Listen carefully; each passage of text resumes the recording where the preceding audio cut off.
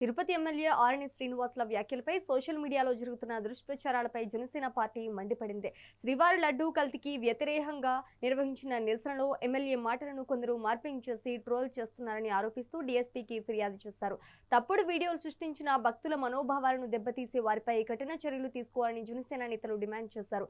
దీనిపై స్పందించిన డీఎస్పీ నిందితులు ఎంతటి వారైనా విడిచిపెట్టే ప్రసక్తే లేదు, త్వరలోనే వారిని అరెస్ట్ చేస్తామని హామీ ఇచ్చారు. పుణ్యక్షేత్రం మన తిరుమలలో లడ్డు కల్తీ జరిగిందని తిరుపతి శాసనసభ్యులు ఉమ్మడి చిత్తూరు జిల్లా అధ్యక్షులు పసుపేట హరిప్రసాద్ గారు, జనసేన పార్టీ నాయకులు, వీర మహిళలు ప్రతి ఒక్కరూ శాంతియుతంగా భగవంతుడా కల్తీని చేసిన దోషులని వెంటనే శిక్షించండి, ఈ పాపాలు చేసిన ప్రతి ఒక్కరిని ఏ ఒక్కరిని వదలకుండా శిక్షించాలని చెప్పని శాంతియుతంగా నడుచుకుంటా వెళ్ళి అలిపిరి దగ్గర వెంకటేశ్వర స్వామి పాదాల చెంత కొబ్బరికాయలు కొట్టి మొక్కుకోవడం జరిగింది.